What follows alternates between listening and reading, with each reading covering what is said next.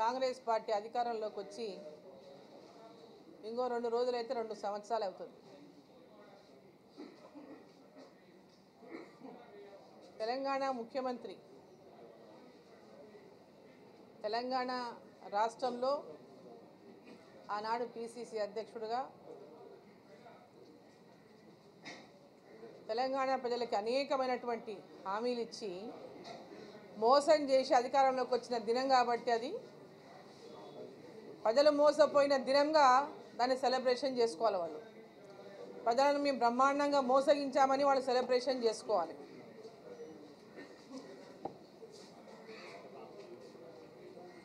సంబరాలు కాదు, లేదా వీళ్ళు 2 సంవత్సరాల్లో ఏమి సాధించారో,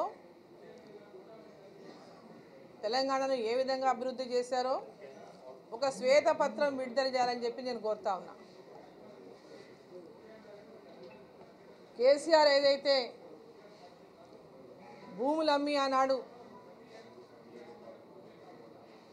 ఇష్టం వచ్చినట్లు తెలంగాణ రాష్ట్రంలో భూములు అమ్మి సర్కారు ఏ విధంగా అయితే నడిపించిండో, ఈరోజు తెలంగాణ రాష్ట్ర ముఖ్యమంత్రి కూడా అదే బాటలో నడుస్తున్నాడు. Hilton Hyderabad industrial lands policy, transfer policy అనే ఒక పాలసీని తీసుకొచ్చి పెద్ద ఎత్తున భూముల కుంభకోణానికి తెరలేపిండ్రు ముఖ్యమంత్రి గారు. ఈ యొక్క హిల్టన్ అనేటటువంటి ముసుగులో లక్షల కోట్లు ఈరోజు వాళ్ళ జేబుల్లో నింపుకునేటటువంటి ప్రయత్నం ఈ రాష్ట్ర ప్రభుత్వం చేస్తూ ఉంది. బీఆర్ఎస్ ప్రభుత్వానికి ఈరోజు కాంగ్రెస్ ప్రభుత్వానికి ఏమాత్రం కూడా తేడా లేదు. ఆయన బాటలోనే, బీఆర్ఎస్ బాటలోనే ఈరోజు కాంగ్రెస్ ప్రభుత్వం నడుస్తూ ఉంది.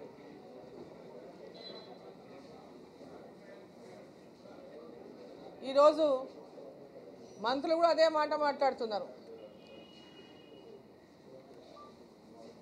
కేసీఆర్ ఏదైతే ఆనాడు బీఆర్ఎస్ విధానాలు అవలంబించిందో అదే విధానాన్ని మేము అవలంబిస్తున్నామని శ్రీధర్ బాబు గారు కూడా మాట్లాడుతున్నారు. కాంగ్రెస్ ప్రభుత్వం, కాంగ్రెస్ పార్టీ ఇంకా మేమే 10 ఏళ్ళు ఉంటాం, 20 ఏళ్ళు ఉంటాం అనేటటువంటి మాట, అంటే కేసీఆర్ అన్న మాటనే వీళ్ళు కూడా మళ్ళీ మాట్లాడుతున్నారు. నేను ఒకటే అడుగుతా ఉన్నా, ఈ 2 ఏళ్లలో మీరు సాధించిందేమి?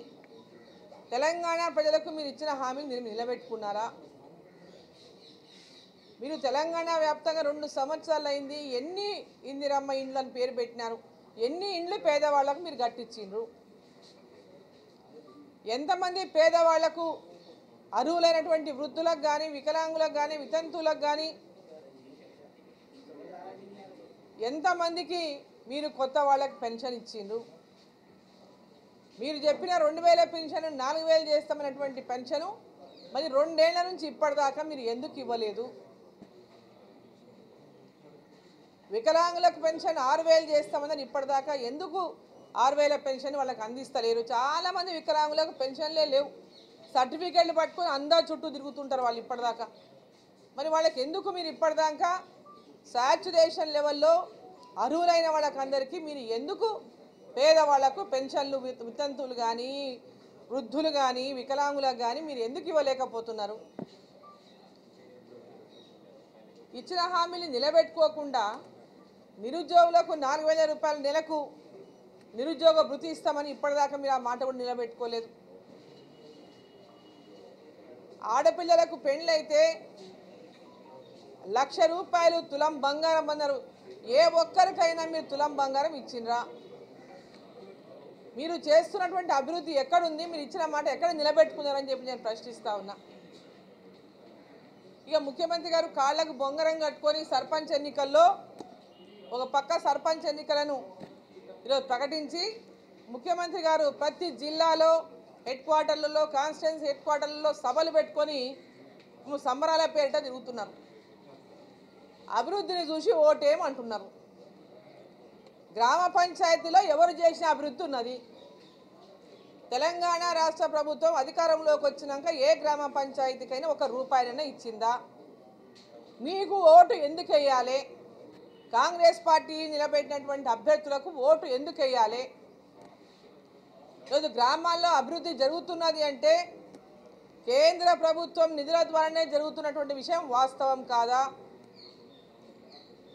మొన్నటిదాకా సర్పంచులు ఉన్నటువంటి వాళ్ళందరూ కూడా ఈరోజు మీ పార్టీలో ఉండొచ్చు, గత ఇంకో పార్టీలో ఉండొచ్చు, ఎక్కడైనా ఉండని వాళ్ళు గుండె మీద చేయి వేసుకొని దేవుని మీద ప్రమాణం చేసి కేంద్ర ప్రభుత్వ నిధులతోనే గ్రామ పంచాయతీలు అభివృద్ధి చెందినాయా లేదా, రాష్ట్ర ప్రభుత్వం ఏమైనా ఇచ్చిందా ఒకసారి చెప్పాలని చెప్పి నేను కోరుతా ఉన్నా.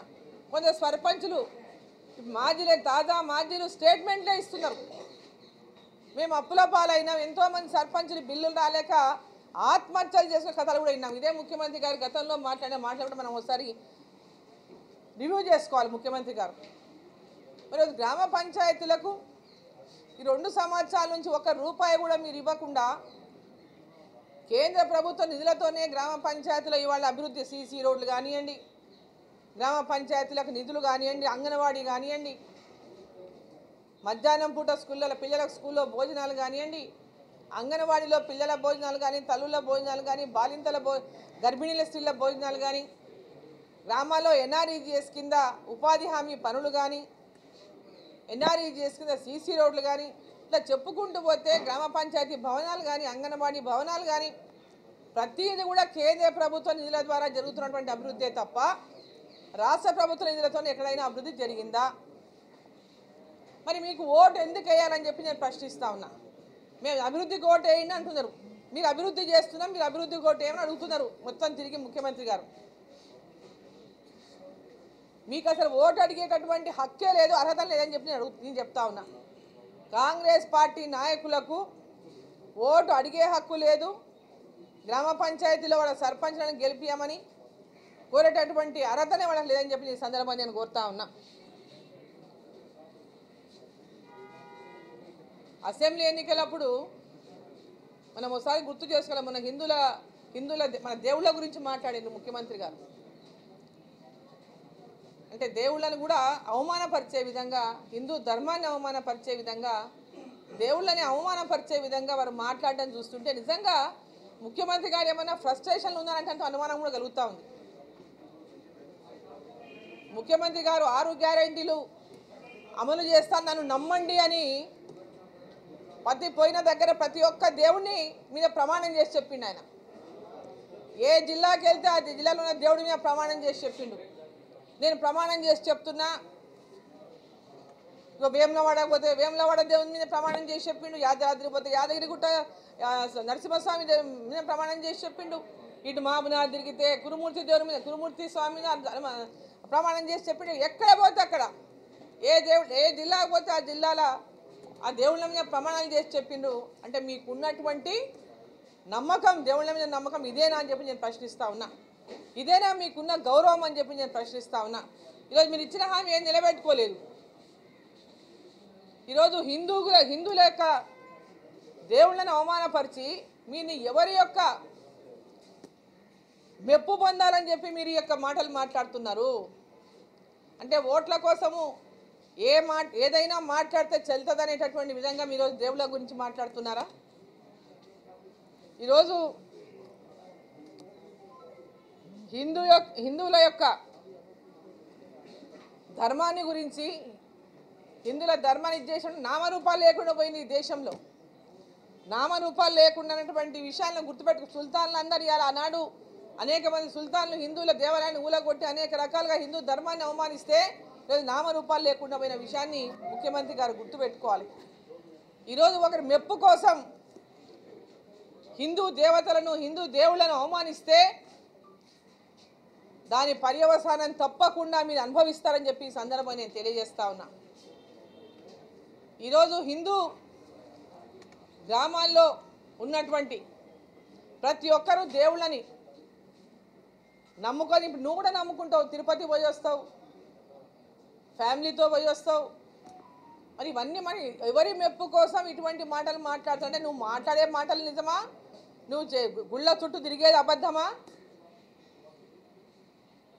ప్రజలకు చెప్పాల్సినటువంటి అవసరం ఉందని చెప్పి సందర్భాన్ని నేను తెలియజేస్తా ఉన్నా. ఈరోజు గ్రామ దేవతల గురించి కూడా మాట్లాడిండ్రు. గ్రామ దేవతలను మనం ఎంత గౌరవిస్తామో ప్రతి గ్రామాలకు వెళ్తే తెలుస్తుంది గ్రామ దేవతలను ఎంత గొప్పగా ప్రజలు పూజించుకుంటారో, ఎంత గొప్పగా వాళ్ళకి సెంటిమెంట్స్ ఉంటాయో, మరి గ్రామ దేవతల గురించి కూడా మాట్లాడినటువంటి రేవంత్ రెడ్డి గారిని కానీ వారి వినని గ్రామ పొలిమేరలకు వెళ్ళి తరిమి కొట్టాల్సినటువంటి రోజులు దగ్గరలే ఉన్నాయని చెప్పి సందర్భంగా నేను తెలియజేస్తా ఉన్నా. ఒకసారి మన యొక్క దేవుళ్ళ దేవతల యొక్క ఆగ్రహానికి గురైతే మాడి మసైపోతావు తమ్ముడు, జాగ్రత్తగా ఉండని చెప్పి నేను చెప్తా ఉన్నా. నోరు అధికారం ఉందని, అధికార అహంకారంతో నేను ఏం మాట్లాడినా చెల్లుతుందని ఆ విధమైనటువంటి మాటలు మాట్లాడితే ఎవరు మెచ్చుకోరు. మాటలు జాగ్రత్తగా అధికారం రాగానే ఆ అహంకారంతో గతంలో మాట్లాడిన వాళ్ళని ఈరోజు వాళ్ళ పరిస్థితి చూస్తున్నాం. ఈరోజు మీరు కూడా అదే కోవలో నడిచేటటువంటి అదే కోవలో నడుస్తూ ఉన్నారు. జాగ్రత్త పడండి, ఇటువంటి నోరును కంట్రోల్ చేసుకోండి అని చెప్పి ఈ సందర్భంగా నేను కోరుతా ఉన్నాను. ఇక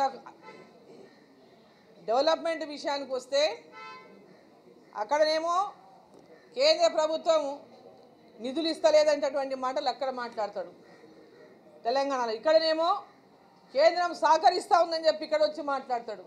అంటే అక్కడొక మాట ఇక్కడొక మాట. ప్రజల్ని మోసగించేటటువంటి ప్రయత్నం చేస్తే ప్రజలు ఎవ్వరు ఇప్పుడు అమాయకులు లేరు.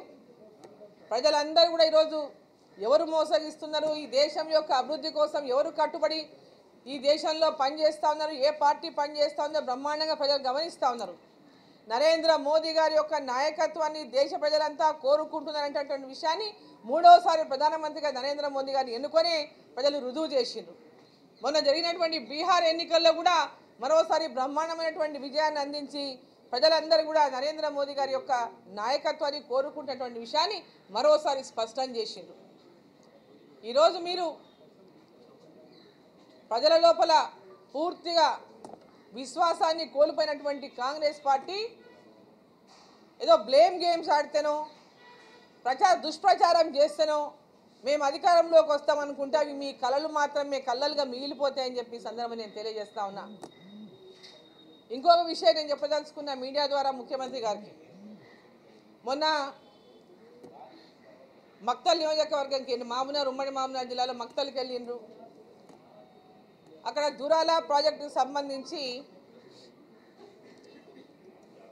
జూరాల ప్రాజెక్టుకి ప్యారలల్గా జూరాల ప్రాజెక్టు సేఫ్టీ కోసం బ్రిడ్జ్ కట్టాలని ప్రభుత్వం జీవో ఇచ్చింది.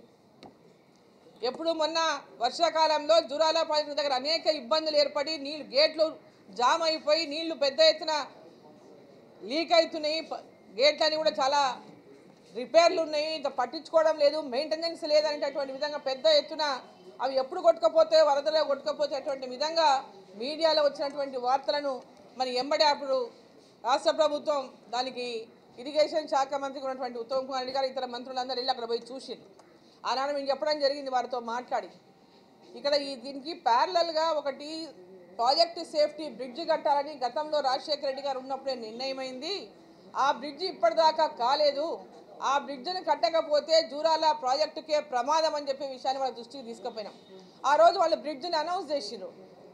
ఇరిగేషన్ నుంచి కాకుండా ఆ బ్రిడ్జ్ని R&B డిపార్ట్మెంట్కి ఇచ్చారు. R&B డిపార్ట్మెంట్ వాళ్ళు తీసుకుపోయి ఆ బ్రిడ్జ్ని ప్రాజెక్టు సేఫ్టీ బ్రిడ్జ్ని కాస్త తీసుకుపోయి అది ట్రాన్స్పోర్ట్ బ్రిడ్జ్గా R&B బ్రిడ్జ్గా మార్చేసి ఈరోజు దానికి ఆ విధంగా ప్రయత్నం చేస్తూ ఉన్నారు. దాన్ని ఏదో వేరే రకంగా బ్రిడ్జ్ కట్టాలని. మీరు ఇంకో బ్రిడ్జ్ కట్టండి, ఇంకా 2 బ్రిడ్జ్లు కట్టండి, అభ్యంతరం లేదు. కానీ జూరాల ప్రాజెక్టు సేఫ్టీ కోసం కట్టాల్సిన బ్రిడ్జ్ను ఖచ్చితంగా నిర్మాణం చేసే విధంగా ముఖ్యమంత్రి గారు ఆలోచించాల్సినటువంటి అవసరం ఉన్నది. జూరాల ప్రాజెక్టును మట్టిలో కలిపేయకండి, జూరాల ప్రాజెక్టును నీళ్ళలో కొట్టుకోపోయే విధంగా చేయకండి. ఇప్పటికే ఆ ప్రాంతంలో వాళ్ళందరూ కూడా ఏదైనా అవతలికి దాటాలంటే ఆ బ్రిడ్జ్ మీద నుంచే ట్రాన్స్పోర్ట్ అంతా కూడా. మీరు ఎక్కడో పోయి మీరు మళ్ళీ బ్రిడ్జ్ కడితే ఇక్కడ వాళ్ళంతా కంటిన్యూస్గా మళ్ళీ ఇదే బ్రిడ్జ్ మీదనే ప్రయాణం చేసేటటువంటి ట్రాన్స్పోర్ట్ జరిగేటువంటి అవకాశం ఎక్కువ ఉంది. కాబట్టి మీరు ఆ విషయంలో పునరాలోచన చేయాలి. లేదా ఆ బ్రిడ్జ్ని అలాగే ఉండాలనుకుంటే ఉండనియండి, ఇంకొక బ్రిడ్జ్ ప్రాజెక్టు పక్కలో మరి ప్రాజెక్టు సేఫ్టీ కోసం ప్రత్యేకమైనటువంటి బ్రిడ్జ్ను నిర్మాణం చేయాలని చెప్పి ముఖ్యమంత్రికి మీడియా ద్వారా నేను కోరుతా ఉన్నా. ఎందుకంటే నేను 2 సార్లు ప్రయత్నం చేసిన వారితో మాట్లాడాలని, వాళ్ళు అందుబాటులోకి రాలేదు. కాబట్టి మీడియా ద్వారా నేను ముఖ్యమంత్రి గారిని కోరుతా ఉన్నా, జూరాల ప్రాజెక్టు సేఫ్టీ బ్రిడ్జ్ని ఫస్ట్ ప్రయారిటీ ఇవ్వండి. ఆ బ్రిడ్జ్ని ఎంబడే చేపట్టి దాన్ని వచ్చే 2 నెలల్లో పూర్తి చేసే విధంగా చర్యలు తీసుకోవాలని చెప్పి మీడియా ద్వారా నేను కోరుతా ఉన్నాను.